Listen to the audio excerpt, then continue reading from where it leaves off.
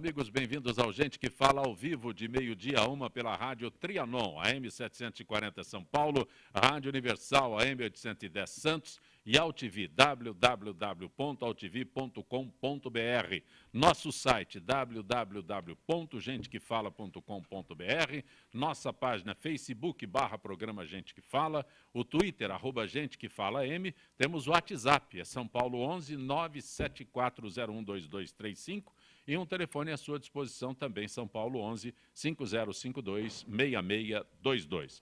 Participando desta edição de Gente que Fala, hepatologista Rogério Alves, da Beneficência Portuguesa aqui em São Paulo. Doutor Rogério Alves, muito bom tê-lo aqui no nosso Gente que Fala. O prazer é meu, muito obrigado pelo convite para poder participar desse programa. Também conosco o urologista Siuichi Fujisaki, que é especialista em andrologia, geriatria, Hospital Albert Einstein. Doutor Siuichi, muito bom tê-lo aqui. Sim, o prazer é todo meu, Zancupê. Também o gastroenterologista e cirurgião geral, Dr. Silvio Gabor, especialista em cirurgia geral e do aparelho digestório e professor da Faculdade de Medicina da Universidade de Santo Amaro. Dr. Silvio Gabor, bom tê-lo aqui, doutor Silvio. Boa tarde. Boa tarde, muito obrigado pelo convite de estar aqui de volta, é uma honra. Também o veterinário nefrologista Renato Variz, do Hospital Veterinário Vet Quality.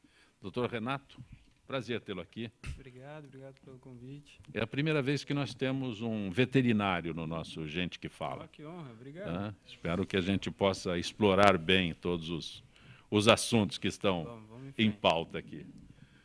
Vamos a fim de ano, hoje é dia 17. Exagero nas festas pode gerar problemas estomacais. Preciso ler tudo aquilo lá, né? Peru, tender. Não, deixa aí, ó.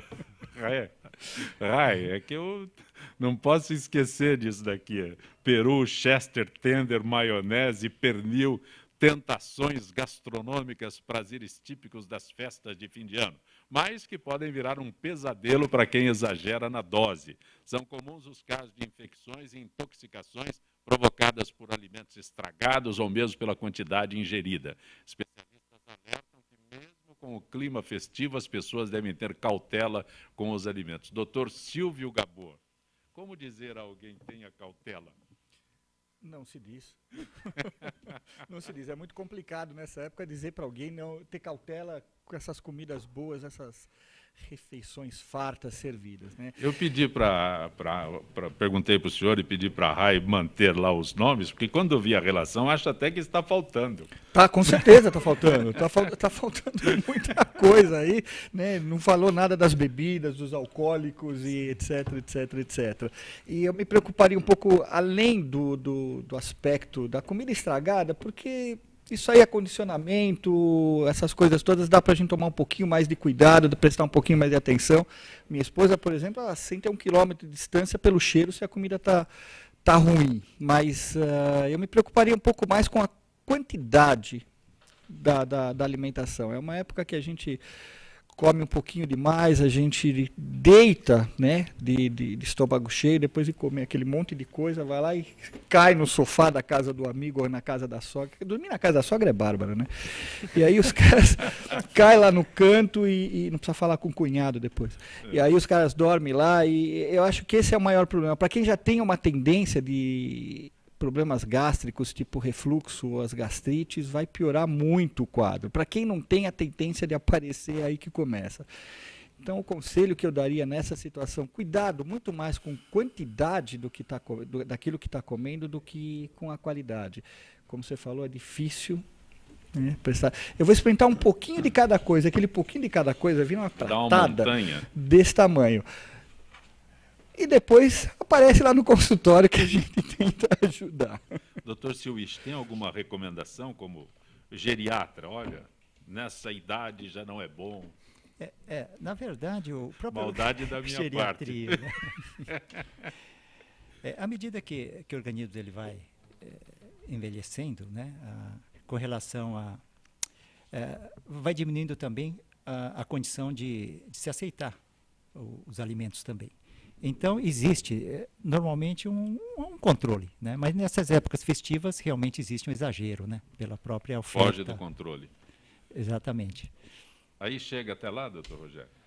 É muito comum a gente, nessa época, exagerar não só na comida, como o Silvio falou, quanto na bebida alcoólica, né? A gente certamente bebe muito mais do que deve. E o álcool, tudo que é excesso, a gente já ouviu dizer, nossa mãe sempre disse que tudo que é demais faz mal, né? E nessa época a gente tende a usar mais álcool do que o normal.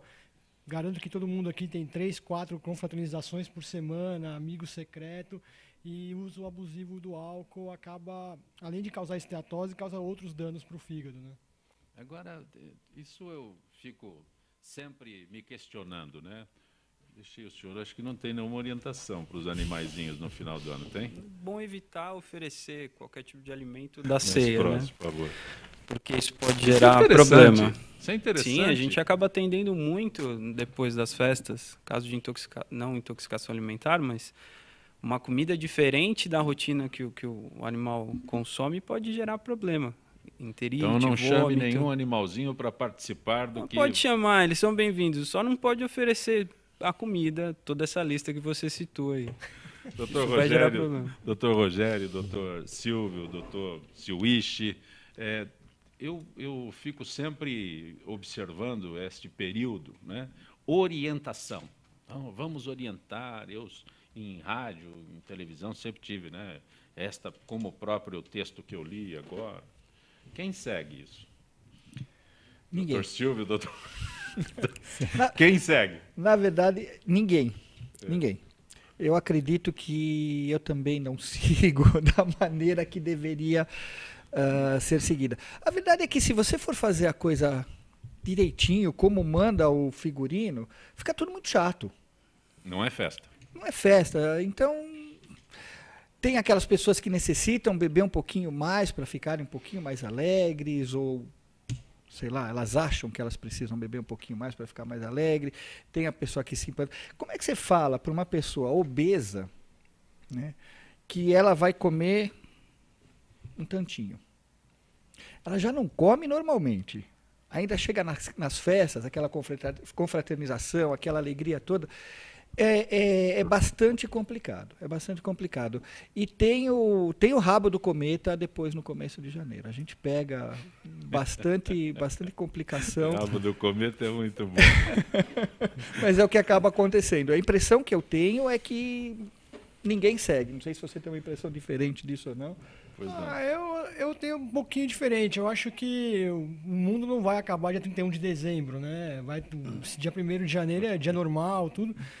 É tendência as pessoas exagerarem, na minha visão, exagerarem um pouco, né? Eu consigo orientar os pacientes a que o mundo não vai acabar, que pode fazer tudo com deliberadamente, pode fazer as coisas com mais tranquilidade. Outra coisa importante, além de se alimentar bem, essa época é muito quente, tomar bastante líquido, água, isotônico, que isso daí até o próprio álcool, a própria água ajuda aí na questão do álcool, né? Fica mais salutar. Quando a pessoa faz uso de muito álcool, usa água, bebe bastante água junto.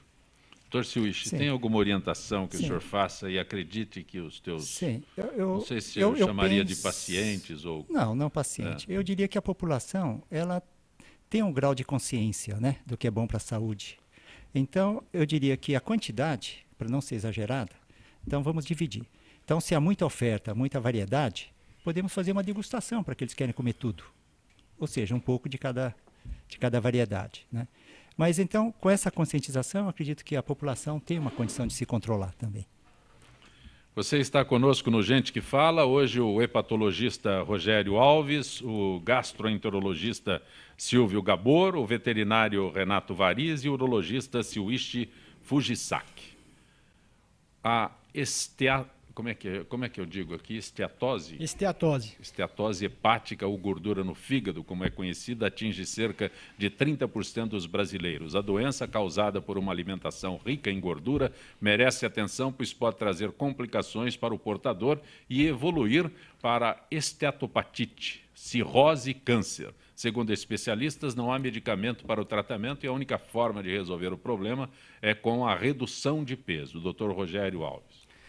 A esteatose hepática, como você mesmo mencionou, é a popular gordura no fígado, que muita gente já ouviu dizer que todo mundo tem e que isso é normal, né? Todo mundo tem mesmo? Não. Se as pessoas argumentam que a maioria das pessoas podem ter, isso não causa problema nenhum. A gordura no fígado é a tradução para o fígado de que algo não vai bem. Normalmente são pessoas que têm sobrepeso, são diabéticos, os obesos mórbidos, acaba acumulando gordura no fígado, como pode acumular gordura no rosto, no braço. Essa gordura ela pode causar uma inflamação, que é a tal da esteatohepatite. Isso é grave. Isso já é um outro estágio. Esteatose é só o acúmulo de gordura. Quando esse acúmulo de gordura leva à inflamação, a gente chama de esteatohepatite. Essa inflamação por um longo período de tempo pode evoluir até para cirrose, né? E todas as pessoas que têm cirrose têm uma chance maior de ter câncer no fígado, né? Então, se a gente não atuar perante a esteatose, ela pode se transformar numa esteatohepatite, e as pessoas que têm esteatohepatite devem ter mais alerta ainda, que é fundamental a mudança do estilo de vida. É muito difícil tratar a esteatose, porque, na minha opinião, é muito difícil tratar a obesidade, né? As pessoas é muito difícil perder peso. E não tem nenhum remédio milagroso. As pessoas chegam, às vezes, tomando alguma medicação que promete tirar a gordura no fígado, e o que funciona são coisas simples e baratas, que é exercício, nós estamos aqui perto do Parque de Ibirapuera, né? E dieta. Uma dieta, qual tipo de dieta eu devo fazer? Na verdade, para o fígado, o importante, mais do que o tipo de dieta, é que a pessoa perca peso. Lógico que é muito mais fácil emagrecer comendo saladas, coisas grelhadas, do que comendo chocolate, feijoada, coisas, uma milanesa. Então, o fundamental é a mudança do estilo de vida para essas pessoas. Tem que conscientizar que uma atividade é essencial. Sim, e o fígado tem uma peculiaridade, né? O fígado é um órgão que sofre calado. Ele não dá sintomas. Ele só vai dar sintoma quando uma doença já está numa fase avançada. Por exemplo, quando o indivíduo tem cirrose. Mesmo gente com cirrose, às vezes não tem sintoma. Vai ter sintoma quando já acumula água na barriga, a pessoa fica amarela, começa a perder um pouco de peso. Então, é muito comum as pessoas descobrirem que tem um problema no fígado quando a doença está muito avançada. Ou a outra grande parte das pessoas quando vão fazer um check-up. Vai por exemplo, no geriatra, no gastroenterologista, tem uma dor abdominal, vai fazer um ultrassom e acaba descobrindo a esteatose. Isso é muito comum. Antes passa pelo senhor, doutor Silvio, para você indicar para o doutor Rogério, é isso? Normalmente o paciente vai no gastroenterologista, isso que ele falou, o que acontece muito comumente, principalmente com a mulher, ela vai no ginecologista e ele pede um ultrassom de rotina, pela própria idade, às vezes, da paciente, encontra uma esteatose e encaminha para o gastroenterologista. Tá? Eu explico para ela o que é a esteatose, não tendo nenhuma outra patologia, ela vai para o hepatologista. Tá? Hoje é uma doença que a gente precisa tomar um pouco de cuidado, na minha opinião. É bastante simples, como o Rogério falou, desde que acompanhada por um especialista. Passar em alguém, ou às vezes até a comadre, ou às vezes o próprio ginecologista, não desmerecendo o colega. Não, isso aí é uma esteatose grau 1, deixa quieto, vai para o Ibirapuera, corre um pouquinho, que isso aí vai desaparecer, para de comer gordura, que isso aí vai desaparecer. Pode ser real, mas pode não ser real. Então, como ele falou, ela pode evoluir para uma esteatohepatite, ela pode evoluir para uma cirrose, em alguns casos até um câncer de fígado. Então, precisa estar de olho. Toda doença cuidada é tratada. Como eu disse há instantes, né, pela primeira vez nós temos aqui um veterinário. Vamos falar sobre doença renal, um dos problemas mais comuns dos animais. Saúde dos animais. A doença renal é uma das 10 principais razões que levam os donos de cães e gatos a visitar as clínicas veterinárias, por cerca de 9% dos gatos e 3% dos cães com mais de 10 anos apresentam o problema. Por isso, é importante ficar atento a sintomas como fraqueza, boca inflamada, perda de peso, mau hálito, perda de apetite e o aumento da sede e da produção de urina, entre outros. Dr. Renato. São simples assim os sintomas? São simples, mas às vezes a gente não consegue perceber, né? A doença é silenciosa também, em alguns casos, e a progressão ela é lenta. Então, quando o paciente chega já com vários sintomas, pode chegar com vômito, diarreia, perda de peso importante, histórico de beber muita água, urinar demais. E aí, quando vai ver, a doença já evoluiu, né? A doença renal, ela é dividida em 4 estágios quando ela é crônica. E a gente, às vezes, só encontra o paciente quando ele está deitado de lado, o paciente encontra alteração no comportamento, dificuldade para aceitar o alimento, e a doença já avançou demais. Então, O senhor é nefrologista, sim, veterinário nefrologista. sim. Normalmente eu anuncio veterinário. Agora, nefrologista é uma especialidade, eu posso dizer, mais recente? Sim. A veterinária, ela não é, hoje em dia, sim, é mais dividida com as especialidades. Antes a gente tinha uma gama muito ampla de atendimento, hoje os Antes veterinários... era clínico geral. Hoje vai fragmentando. A gente tem ótimos ortopedistas, cirurgiões, endócrinos. É tão preciso assim, 9% dos gatos, 3% dos cães? A verdade, com mais de 10 anos, a gente pode ter até uma maior incidência nos felinos, principalmente. Pode chegar até 50% de doenças ligadas ao aparelho uro. A gente pode encontrar, além de doença crônica, que é a perda de néfron, a estrutura funcional desses rins, a gente pode ter problema com cálculo, tumores, né? E o nosso problema maior é o diagnóstico muito tardio. Então, a gente vem defendendo a ideia, como é feito na medicina há muitos anos, do diagnóstico precoce. Fazer exames de sangue, exames de urina com mais frequência, para que você encontre o paciente antes do problema, encontre o problema antes que tenha um avanço importante, porque aí a gente fica com muita dificuldade em tratar. Com essa idade de 10 anos, seria uma idade limite, uma idade específica, eu passo a cuidar, passo a olhar com mais atenção para os animais? Existe uma cronologia nisso? O nosso problema é, o meu paciente ele pode ter de 100 gramas a 120 quilos. Isso influi muito no tempo de vida. Um cão, por exemplo, muito grande, ele vive menos. E um cão pequeno viveria mais. E que tem então, de 100 gramas? Poucos, mas a gente tem Yorks, pinches, É chihuahuas. muito curioso, né? O que pesa 100 gramas? Filhotes podem pesar 100 gramas e ter algum tipo de doença.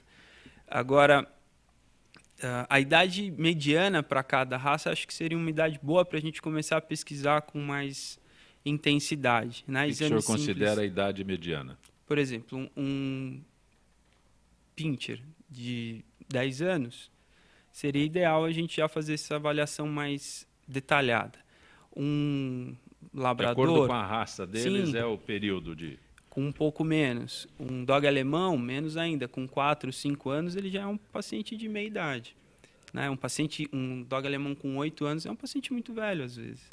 Então, a gente tem que sempre estar atento. E, principalmente, aos sinais. Mudou o comportamento? Vai fazer uma consulta de rotina? Questiona. E a gente pode fazer um exame controle e encontrar um problema acontecendo de uma maneira muito discreta. E ali a gente já começa.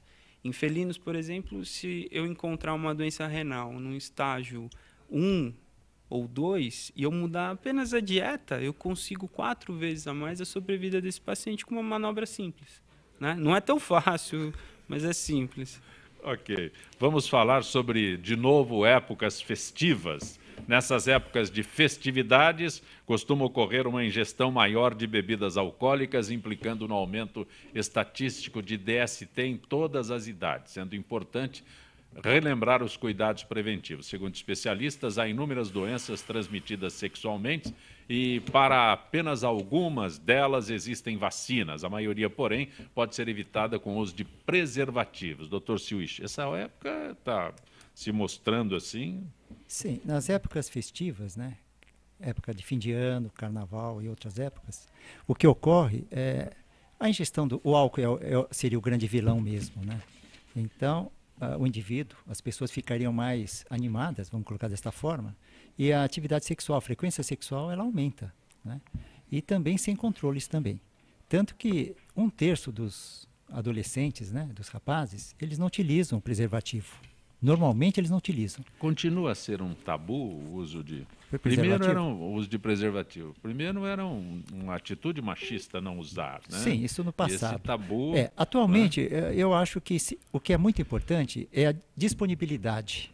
né? Sim. Onde se conseguir esse preservativo ou a camisinha, né, que se diz. Sim. Então, eu diria que... Doutor Silvich, eu vou questionar o senhor, porque, quando o senhor diz antes, né, às vezes, eu fico imaginando se é realmente real essas pesquisas ou se elas mascaram, porque o brasileiro Sim. macho ainda é o... Sim, porque, ainda existe. Sim, então... porque essa estatística, de certa forma, é indireta, né? É feito um Sim. levantamento da frequência, do número de exames positivos, né? Sim. Que são checados em laboratórios, né? Em órgãos de postos de saúde. Mas, não vou falar, uma grande parte, ela não é computada também. É tratada, autotratada, por exemplo. Não, né?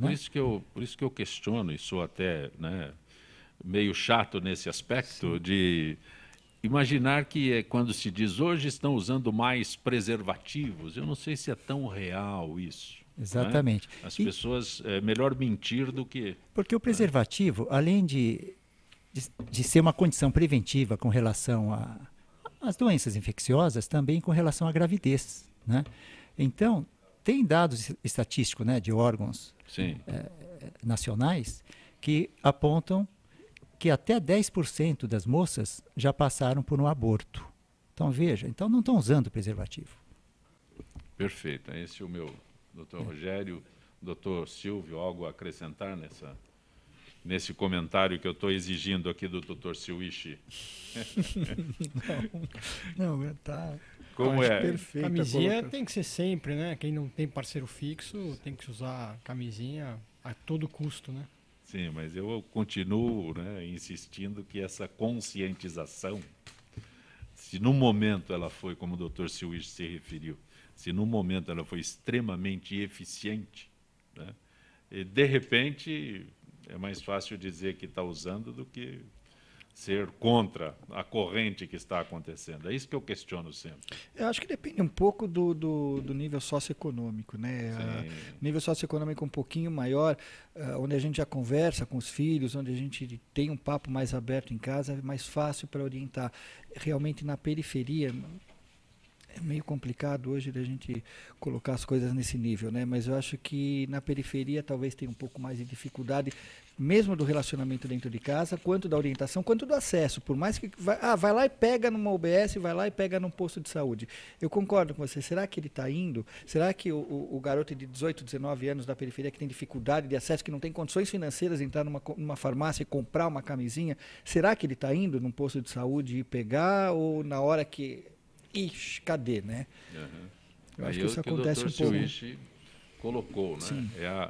O momento, a conveniência, né? Tudo Exatamente. Isso põe por terra e volto a dizer... É uma sugestão, né? Do sim, lado da... Sim. Eu acho que a sugestão acho que já não vai estar correta mais. A sugestão seria colocar do lado daquelas máquinas, né? De banco, dos cartões, colocar também um preservativo. Um acesso mais fácil. É. Um acesso mais fácil, não é? A não ser que explodam aquilo e aí perde toda... perde a eficácia, né? Por isso que eu falei que não era mais uma sugestão. Quem sabe na renovação para pegar os preservativos. Não vai servir para nada, né? Realmente. Mas é isso que a gente, eu particularmente, sempre questiono, né? Quando eu vejo aquelas pesquisas, principalmente com relação a desempenho sexual, o brasileiro é o mais, né? Quem vai mentir? Quem vai falar a verdade lá? Então, quando chega, se você transfere isso, né? O brasileiro é o mais sexualmente ativo de todos os povos, né? Não tem um que diga que broxou. Todo mundo, nossa. É sempre um amigo, né? Um amigo, sim, ele não. Então, se aplica... Lamentavelmente, né, é muito irônico isso, lamentavelmente o uso da camisinha não é tão simples como nós dizemos sempre. Sabe? Isso é pelo que eu vejo, o doutor Silvio se refere à periferia, saia dos grandes centros para ver o que acontece. Aí o acesso, então, nem se fala, né? Então, todos sujeitos a DST com muita... Todos expostos, não sujeitos. Né? Inclusive, o número de novos casos de HIV vem aumentando na faixa etária do adolescente, adulto jovem, por torno dos 18 anos, que o HIV hoje ficou uma doença crônica, né? Você trata, o indivíduo vive muitos anos. E isso é uma das coisas que está motivando os jovens a usarem menos preservativo e está aumentando o número de casos de HIV nessa faixa etária. Porque houve a vacina da HPV, Sim. né? Mas a vacina da HIV parece Não, que tem não. um... Ainda está em estudo. Né? Não está em uso ainda. Não em uso é bom. Parece que já existe, mas o poderio é mais forte do que a necessidade. Né? Importante lembrar que esse aumento da incidência na terceira idade com relação a doenças sexuais, né, aumentaram, né, estão aumentando, na verdade, pelo próprio número da população da terceira idade. Né? Que o normal é que o indivíduo da terceira, né, ele não está acostumado ao uso do preservativo, que vem das outras épocas. Né? Sim. Então é muito importante lembrar da importância. Esse pessoal é difícil de ser domesticado. Posso até me colocar nessa idade, eu posso dizer como é que é. Não é questão de ser conscientizado, já é uma questão de ser domesticado, aproveitando o doutor Renato que está aqui. É exatamente isso. Você está acompanhando Gente que Fala, conosco hoje o hepatologista Rogério Alves, o gastroenterologista Silvio Gabor, o veterinário nefrologista Renato Variz e o urologista Silwichi Fujisaki. Voltaremos em instantes.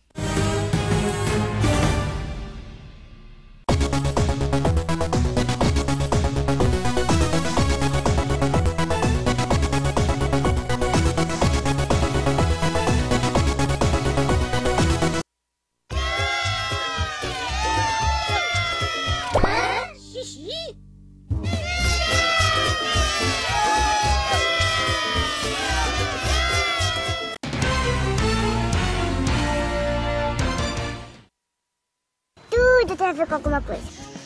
De onde vem a água que a gente bebe? Da torneira. Ih, nada a ver. Vem dos rios que nascem da mata. Sabia que a gente só respira por causa das árvores? A árvore respira? Respira. A árvore respira. E o que você tem a ver com isso? Meu ar. Minha água. Minha árvore. Meu ambiente. Mata Atlântica! SOS Mata Atlântica. Mais 25 anos.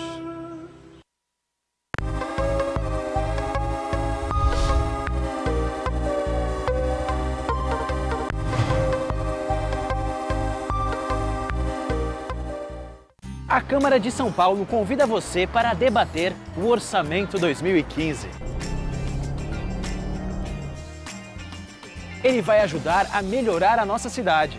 Será a sua chance de indicar os investimentos necessários em seu bairro, como mais recursos para a saúde, transporte público, moradia e lazer.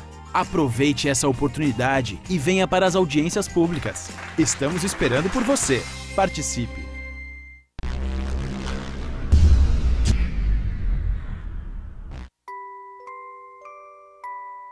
As nossas recordações são os nossos maiores tesouros. Carregamos durante toda a nossa vida. Manipular, distorcer ou implantar falsas memórias, além de ser uma violência, é crime. Somos responsáveis por esse tesouro. Não promova alienação parental.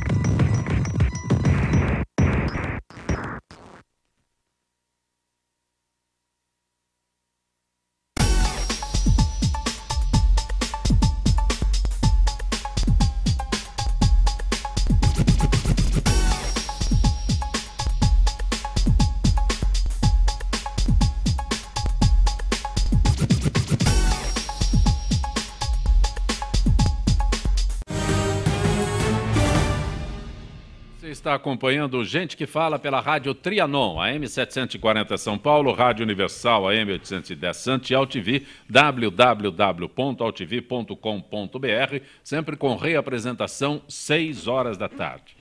Nosso contato hoje, como toda quarta-feira, Dr. Nelson Letísio. Dr. Nelson, cirurgião plástico. Boa tarde, Dr. Nelson. Boa tarde, tudo bom, Zé Campé? Tudo bem. Hoje podemos falar sobre mastectomia, Dr. Nelson. Sim, claro. Zé Campé, depende do tipo de abordagem que a gente está tentando falar, né? Como aconteceu agora com uma paciente aí, né? Que está todo mundo falando em cirurgia transexual, né? Então, Zé Campé, é uma abordagem muito peculiar, porque você tem que ter bem vamos dizer, um perfil psicológico desse tipo de paciente. Há necessidade de um estudo psiquiátrico, de um estudo psicológico, bem aprofundado, para saber se realmente essa paciente, ou esse paciente, dependendo da abordagem que se observa, realmente existe a necessidade desse tipo de tratamento, que é um tratamento extremamente radical. Um tratamento que realmente falar para você que você, não, me arrependi, eu quero reverter esse processo do ponto de vista transexual, do ponto de vista estético, vamos dizer. Entende? Isso aí é uma abordagem factível, é uma abordagem que é realizada, sim, mundialmente realizada, porém, tem que ter o que eu falei para você, como no caso da Angelina Jolie, que ela teve um problema de câncer na família, de uma série de coisas. Então, por profilaxia, foi feita uma remoção de parte da glândula dela, quase que total.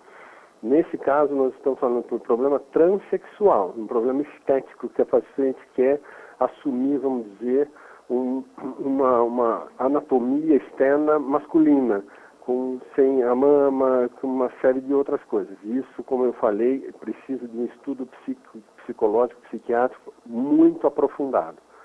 Agora, fora isso, Zancopé, são os casos de câncer de mama, que aí a gente não tem que estudar muito. Aí a gente fica frente a um quadro clínico, em que a necessidade de uma remoção cirúrgica da mama para um tratamento. Aí você não tem discussão psicológica, psiquiátrica, lógico. Você tem que ver a paciente do ponto de vista psicológico.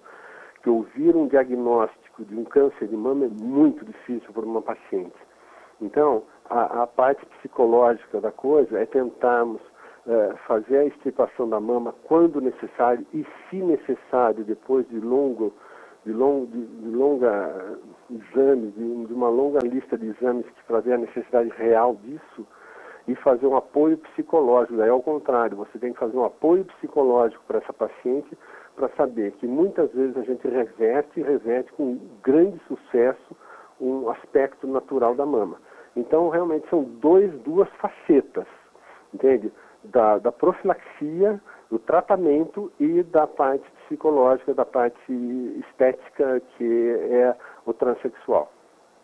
Bom, o doutor Nelson Letísio está conosco e, por uma questão de ética, ele não fez referência, mas é a atriz Tami Miranda, que homossexual passa por uma cirurgia, passou nesta semana para retirada dos seios. Por isso eu perguntei a ele sobre mastectomia e ele fez referência a Tami, que faz parte de um processo de transexualização que ela vem submetendo, e por isso o Dr. Nelson Letísio coloca essas diferenças quando há a cirurgia recomendada e, no caso, uma cirurgia solicitada. Ok, Dr. Nelson?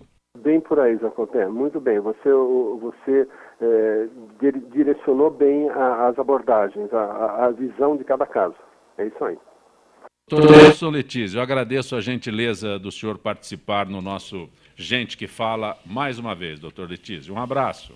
E saúde e paz para todos, um bom final de ano, que o Natal seja bastante interessante para todas as famílias brasileiras, que nós estamos vivendo num momento político bastante delicado, e que um ano novo seja bom para todos.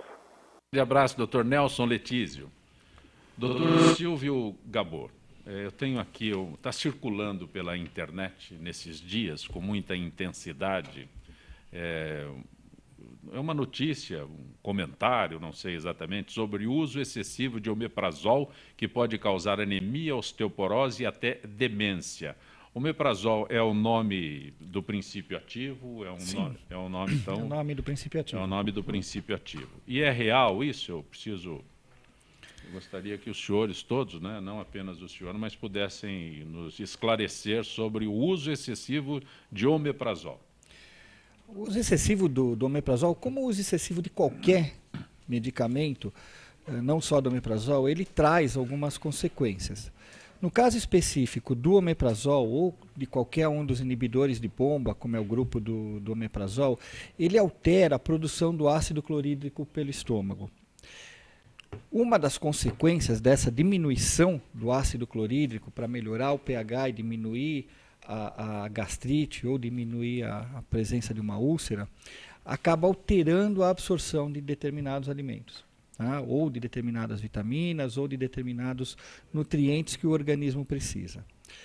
A longo prazo, o que a gente encontra mais comumente são a formação de pequenos pólipos no estômago, que são removidos pela endoscopia, são considerados pólipos hiperplásicos, benignos, não tem grandes problemas num primeiro momento. Essas alterações, principalmente da absorção da vitamina B12 ou da absorção de ferro ou da absorção dos precursores do cálcio, né, do colecalciferol para formação de ossos, isso pode, a longo prazo, realmente pode acontecer. O caso específico da demência, está se levantando isso em função das alterações da vitamina B12, eu desconheço algum trabalho científico feito com rigor que mostre a longo prazo que pode realmente dar demência. Isso é uma possibilidade, existem algumas observações, como a gente chama de medicina baseada em evidência, mas eu desconheço se existe, eu gostaria que alguém me mostrasse, trabalhos com rigor científico que levem a isso. De novo, eu vou insistir, o uso prolongado de qualquer medicamento, inclusive o omeprazol, tem consequências, sim, mais graves ou menos graves, depende da reação de cada organismo e depende do tempo e da dosagem que eles estão sendo tomados. Tá? Nenhuma medicação deve ser tomada sem orientação médica. E o gastroenterologista, o hepatologista, o clínico geral, o geriatra tem condições de avaliar se aquele paciente está em risco com aquela medicação, seja ela omeprazol ou outra qualquer ou não. Tá? Doutor Rogério? O que o Silvio falou, o omeprazol, inclusive, ele acaba interagindo com a absorção de outros fármacos, né? Ele interage no local, numa enzima, que pode diminuir ou aumentar a ação de outros remédios. Muitos colegas nossos acabam prescrevendo omeprazol, entre aspas, para forrar o estômago, né? Isso não existe, não deveria ser usado. Forrar o estômago? O indivíduo vai tomar omeprazol porque vai tomar 4, 5 medicamentos, toma omeprazol para forrar o estômago, para proteger o estômago. Isso é totalmente uma conduta totalmente equivocada. Quem deveria usar omeprazol é quem tem sintoma, como o Silvio falou, quem tem úlcera ou quem tem dor epigástrica, refluxo. Aí sim está indicado o omeprazol e por um tempo finito de tratamento, não para a vida toda, né? Eu tomo meu omeprazolzinho, eu estou garantindo que eu estou protegendo o meu estômago. Isso é uma prática errada. Doutor Silwich, até eu que não sou médico especialista, sei que em excesso, tudo. Sim, todo medicamento ele deve ser orientado e receitado por um médico, né? Porque o omeprazol não é um simples antiácido, né? Que eu vou, dependendo da alimentação do dia a dia, eu vou tomar omeprazol. Ela tem uma indicação médica. Então, eu concordo. O senhor coloca uma eu não situação... Receito. O senhor coloca uma situação... É verdade, que é comum. Né? Toma-se como se fosse antiácido. Exatamente. Ingere-se omeprazol. Já é um medicamento moderno, específico, né? E tem excelentes resultados, mas tem que ter uma indicação correta. O omeprazol já está bem... Sim. Já está passando o tempo? Já tem outras que superam o omeprazol? Tem. É da mesma família, muda um radical para cá, um radical para lá, mas é a mesma classe de medicamento. Mas o problema, no meu modo de ver, do omeprazol é que ele cai dentro da automedicação, cai dentro daquilo que o farmacêutico... Farmacêutico não, desculpa, eu não quero... O balconista, ele fala, porque o farmacêutico está autorizado a prescrever, até por lei. O problema é o balconista de farmácia e no meu modo de ver, muito particular, eu acho que tem um grande defeito que vem de cima para baixo, né? Não desaparecendo os sintomas, procure o seu médico. É completamente errado. Aparecendo sintomas, procure o seu médico. Sim. Essa é a frase correta. Então, vem lá de cima, né? O erro, enfim. Doutor Silvio, olha, o senhor não conhece mãe de médico, né? Conheço mãe e esposa, não se preocupe. Que mãe de médico receita maravilhosamente bem. Você não viu esposa de médico. Doutor Silvio, cirrose, uma doença crônica do fígado que se caracteriza por fibrose e formação de nódulos que bloqueiam a circulação sanguínea, geralmente associada ao consumo de álcool. Pode ser causada por infecções ou inflamação crônica dessa glândula. Afinal, cirrose hepática tem cura? Como é o tratamento? Acho que é específico do Dr. Rogério. Eu vou fazer como eu faço no consultório, já encaminhei para o patologista. Na verdade, a cirrose ela não é causada só pelo álcool. Cirrose é o produto final de qualquer doença que causou inflamação crônica e levou à fibrose do fígado. Então, hepatite B, hepatite C, hepatite autoimune, álcool, a própria esteatose hepática causa cirrose. O álcool especificamente precisa de uma quantidade que não é tão grande de álcool por dia, por um período de tempo para a pessoa ser cirrótica. No homem, a gente fala em algo em torno de 30 gramas de álcool por dia, por um período de 15 a 20 anos, pode levar a cirrose. Se tiver algum outro fator de risco, isso pode vir antes. Na mulher é um pouco menos. Dá mais ou menos umas 5 a 6 latinhas de cerveja por dia, coisa que se a pessoa não tiver um pouco de... Se ela estiver fazendo muito uso de bebida alcoólica, acaba usando mais que isso todo dia. A cirrose, ela tem cura em alguns casos. Por exemplo, quando o indivíduo ele tem uma inflamação constante e acaba de virar cirrótico. Ficou cirrótico no último ano, por exemplo. Quando você consegue, por exemplo, tratar a hepatite, tirar a esteatose, algumas vezes se reverte a cirrose e a doença volta para trás. É muito comum os pacientes, quando descobrem, a palavra cirrose ela é muito estigmatizante. Uma vez que eu falo para um paciente que ele tem cirrose, a chance dele entrar em depressão, perder a vontade de viver, não é pequena. Muitas vezes você fala para o doente que ele é cirrótico, ele acha que ele vai morrer amanhã, depois de amanhã, e não é isso. A cirrose ela é compensada, um indivíduo normal, não tem sintoma nenhum, ou ela pode ser descompensada, que tem líquido na barriga, fica ictérico, a doença dá sintoma. E nesses casos, o tratamento também tem cura. A cura chama transplante de fígado.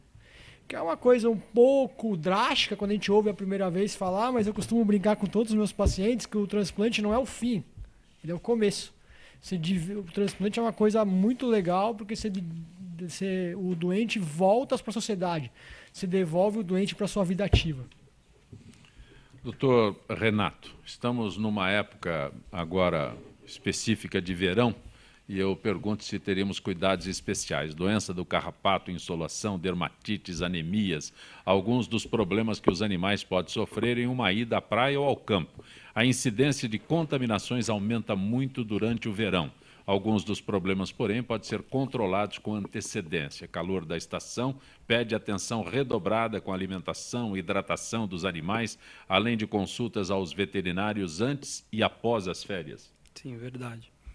A gente tem que tomar um cuidado com proteção contra parasitas externos, internos, antes de ir viajar, né?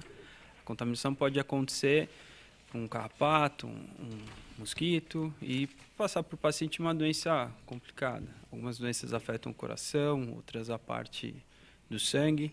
E é fácil prevenir, né? Então é bom buscar orientação dentro da clínica veterinária, os hospitais veterinários, com um médico veterinário.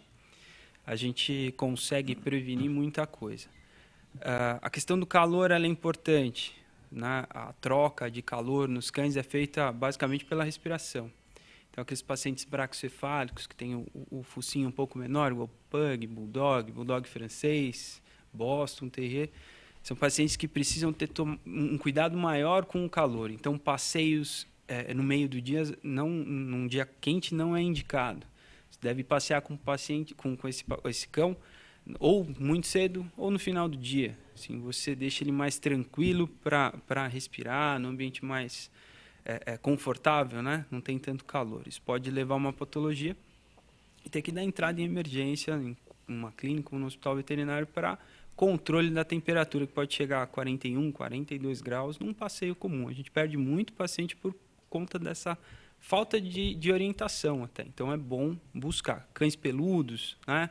Um pelame mais excessivo, isso vai gerar problema e, às vezes, óbito. As dermatites também são uma verdade, a gente tem que tomar cuidado com a umidade da pele. Então, assim que o paciente toma um banho, o proprietário tem por hábito dar o banho em casa e evitar de deixar ele úmido. O cão não é um paciente que pode ficar úmido, ele pode gerar um monte de dermatopatias e isso atrapalhar a rotina dele. Então, se isso for um hábito em casa, secar muito bem ou levar nos pet shops, que ali eles têm habilidade para secar e maquinário para isso. Doutor Renato, uma curiosidade que me ocorre agora. Em instantes, com o doutor Rogério, doutor Silvio, doutor Siwish, a gente abordava, né, a automedicação. Então, sim, eu brincava com mãe de médico e tal. Isso acontece também demais com os veterinários? Demais. Olha, eu usei no meu cãozinho isso, meu gato tomou aquilo. Acontece e é um problema sério. A pessoa ingere, né, com alguns produtos que são prescritos pelos médicos para uma dor, uma inflamação e passam isso para os seus cães ou gatos. E alguns anti-inflamatórios comuns na rotina médica, ele pode trazer problemas irreversíveis. Um anti-inflamatório comum no mercado pode causar úlcera gástrica com uma administração. Vamos receitar o omeprazol para o cãozinho? Sim, a gente usa muito também. Muito. É muito interessante. Sim, isso. E lembrar que é um cão, né? As exigências, o metabolismo é diferente, o gato é diferente, não é um pequeno... Não é uma pessoa pequena, então tem que tomar muito cuidado. Com as dosagens, o peso é importante, o indivíduo de 80 quilos não pode tomar, né, a mesma medicação que um indivíduo de 3, 4 quilos. Isso é extremamente importante. Ok. Algumas perguntas. Selma da Guarapiranga. Doutor Rogério, existem quais alimentos que podem, ela usa, desinchar o fígado? Existe isso? Isso, infelizmente, não. O importante é uma alimentação balanceada, quanto menos tiver de gordura saturada, porque as gorduras têm mais valor calórico do que, por exemplo, as proteínas, mas não tem nada específico que tire a gordura do fígado, nenhum alimento específico. Tem alguns alimentos que ajudam na diminuição do colesterol, mas para gordura no fígado, não. Dr. Renato Valda, da Cachoeirinha, já estaria aumentando o uso de acupuntura no tratamento veterinário? Sim, muito específico e muito bem-vindo para pacientes com problema ortopédico, incontinência urinária, dor crônica. É muito interessante e hoje em dia é muito usual. Não só como acupuntura, como a fisioterapia. A gente tem ótimas equipes.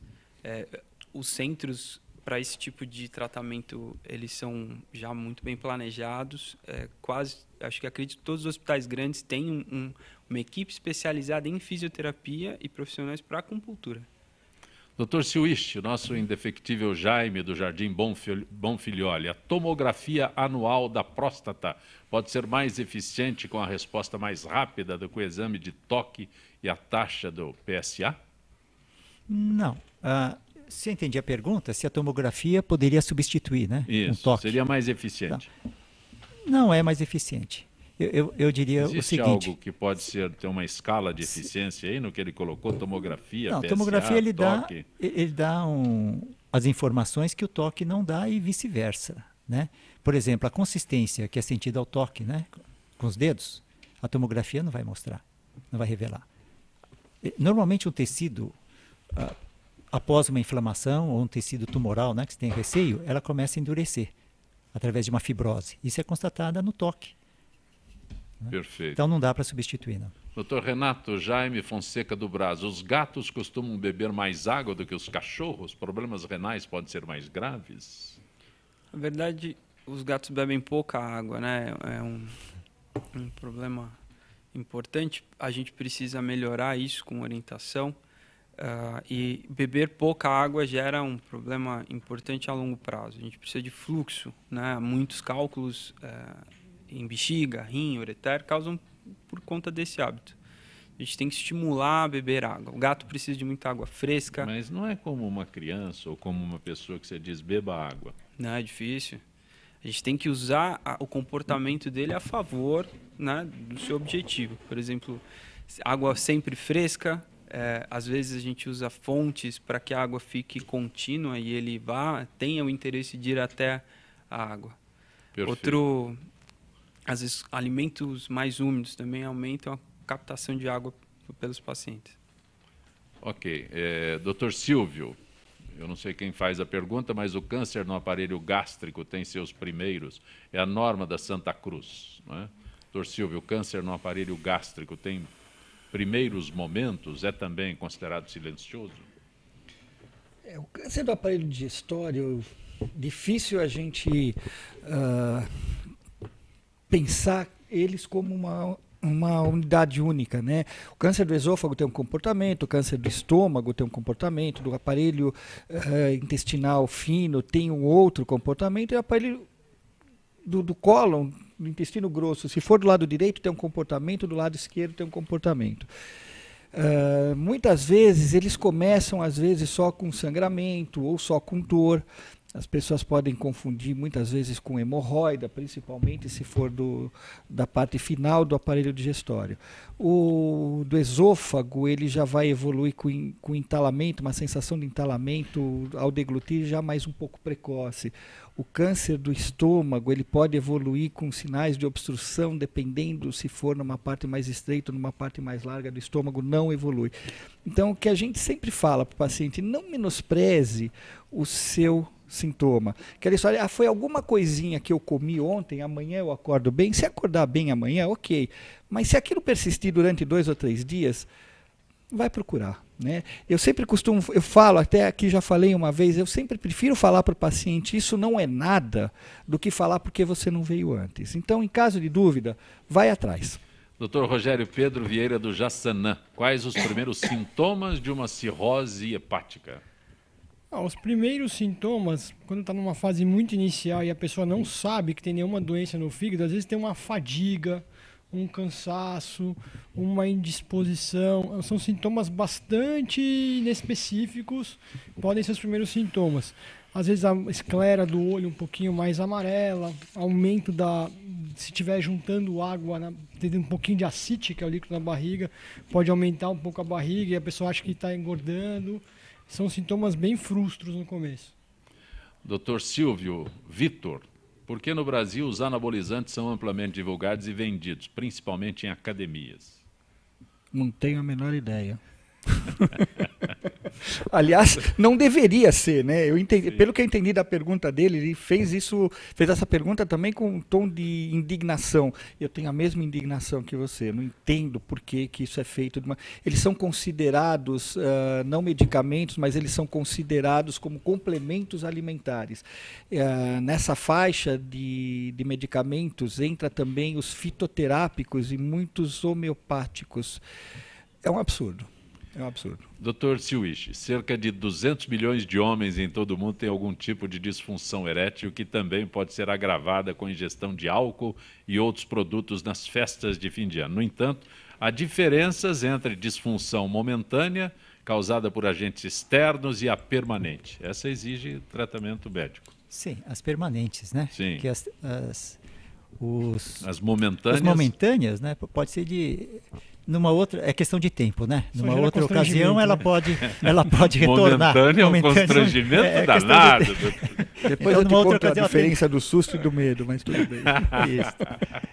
Então, na repetição, permanência, né, dessa dificuldade ou essa disfunção, que pode ser 3 meses, pode ser 6 meses, né, de cada um, aí merece sim uma avaliação para se procurar um diagnóstico, né? Quanto tempo uma pessoa nessa situação demora para procurar o Dr. Silwisch?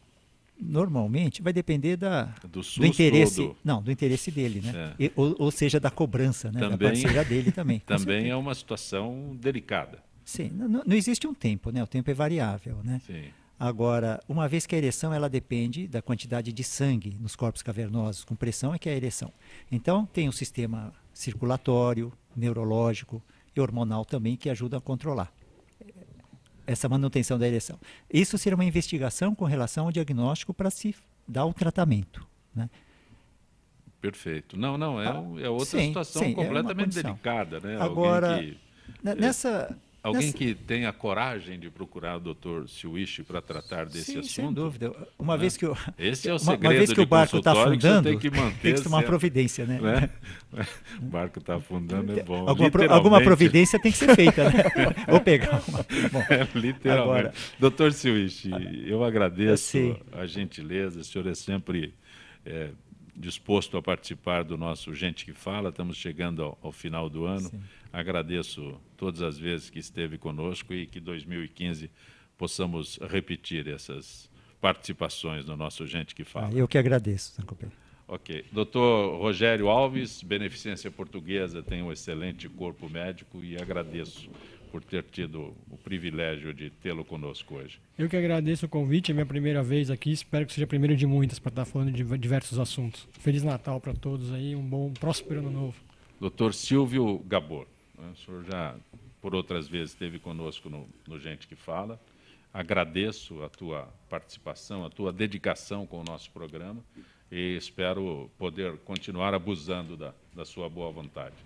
Eu que agradeço a presença e estou à disposição, para esse tipo de abuso, eu estou à disposição para a hora que vocês precisarem. Ótimo Natal, um grande 2015. Com toda a sinceridade, doutor Silvio, espero nunca precisar do senhor. Pela amizade está valendo, sim, né? Sim, então tá bom. Sim. Aí o doutor Rogério já diga, mas pelo menos indique alguém. Doutor Renato Variz, agradeço a gentileza de ter vindo ao nosso Gente que Fala. Como disse, é a primeira vez que temos um veterinário aqui na nossa bancada. Obrigado pelo convite. Eu fico feliz de ser a primeira vez que um veterinário vem aqui. A gente tem muita coisa ainda para falar e o canal ajuda a difundir os conceitos, novas ideias e o correto, né? Desmistificar um monte de lendas. Agora que aprendeu o caminho, espero que retorne outras vezes. Só chamar, a gente vem. Gente que Fala tem na direção-geral o jornalista Fausto Camunha, diretora de produção Zenilda Salvato, redação Raela Brandão, Pedro Esquiavão. Na pauta, José Carlos Sicarelli, produção cultural Ricardo Godoy. Na rádio, Trianon, Neildo Neres, Cléo Rodrigues, Benê. Na direção da UTV, Alberto Luquete. Na técnica, James Eduardo, Iago Matsumoto, Célio Teixeira, Arthur Endler. Estaremos de volta amanhã, meio-dia. Na sequência, Trianon, Marcos Calazans. Grato.